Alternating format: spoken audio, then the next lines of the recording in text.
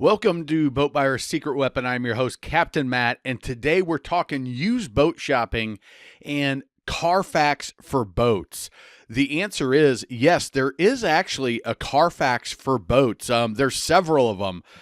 Back in 2018, I believe it was, the National Insurance Crime Bureau were pushing for some legislation to get the serial numbers customized and recorded if there was any major insurance salvage theft type issues. So the NICB, along with one of the vendors in the industry, kind of pushed for some legislation that ended up getting passed in May of 2019. You can see this article from the South Florida Sun Sentinel. Carfax for boat law will alert buyers to vessels' shady past. So you've got things like, has the boat been stolen? Has there been a salvage or an insurance claim? Warranty issues. Those are the types of things that they've created a national database along with the, National Safe Boating. There's another organization that's involved in it as well if you want to check out that article. And there's several vendors that actually provide these services. Like Carfax is kind of the main player. You've got Boat History Report, Boat Dash Alert, Boat Background. There's another one that reached out to me and he wanted to do some type of a revenue share where he would give me the revenue from their programs, a portion of it, if I was to promote his business. So after asking some questions, what I found was that they're not all created equal. I've had Caroline Mantell, who is a vice president at Boat History Report. She's participated in our U.S. Boat Expo, shared a lot of great information about the research they've done, and they're really, in my opinion, the most thorough, the most accurate, the most detailed in this space. So in our conversation, she talked a lot about how they get their information, the databases that they go into, the U.S. Coast Guard, the state, DMV, the DNR. There's some insurance databases where salvage type claims are issued, some law enforcement databases, so they're getting the information from all of the sources that are available. A report for them looks something like this, and they all provide similar information. It's just a matter of how many databases do they have access to, and how often then do they update their databases? Is it a continuous feed where they can just hit it and pull out the information?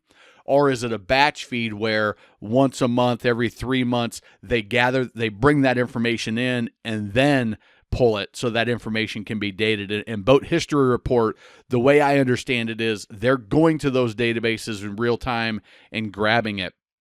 So they're getting information about, hey, are there accidents, damage, Coast Guard documentation, any accident details if there are any details, a damage check.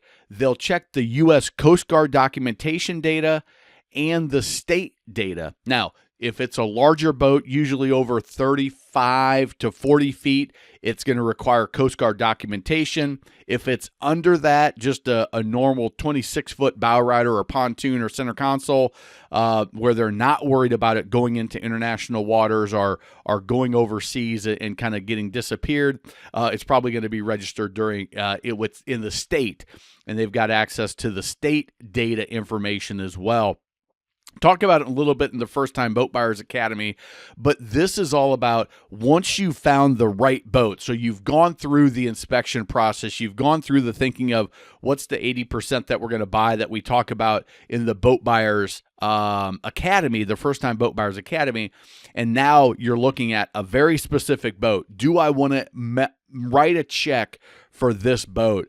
And what you can do is you can put either the state registration number in or the hull identification number, the HIN number, which is on the back port side, starboard side, the right side. It's going to be either stamped into the fiberglass, or there's going to be a little plate there. Somewhere on that back starboard corner, that back right corner, you'll find it.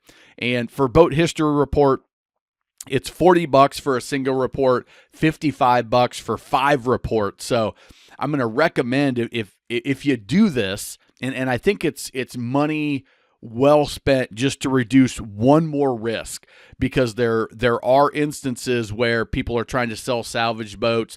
They're trying to sell a boat that's been stolen. There's something that you'll find in that report that'll be a big enough red flag to walk away. We talk about some of those things in the in the First Time Boat Buyers Academy, is what would cause you to be a red flag in a report like this. And I think for $55, it's a good investment to make sure that you reduce the risk even more. Now, I will say they're not perfect. If a accident just happened and it hasn't been reported into those databases, which can take some time, then it's not going to be there. If it's it's not reported to a database at all, it may not be there. But for the small amount, when you're talking about a $5,000, $10,000, $50,000, $100,000 boat on the used side, I think it's a great option. If you're buying from a dealer, they very well may have it for that boat, and if they don't, you can ask, and you might be able to get one for free. So I think it's a good option there right now. This is the first time I've seen this. They've got a 1-year U.S. Boat U.S. membership. So that's like $100 value right there, which has free towing and a bunch of other benefits that come with that Boat US membership. So something you may want to check out. I think it's a good investment. And if you've used Boat History Report, it's saved your butt. Let me know in the comments if you've not used one and you got kind of screwed. Let me know that as well. Share your comments. Grab that toolkit if you haven't. If you're buying a boat, it's going to be a great resource. It's free. BoatBuyerSecretWeapon.com/toolkit. Hit that like button if this was valuable. And remember, life truly is better on a boat.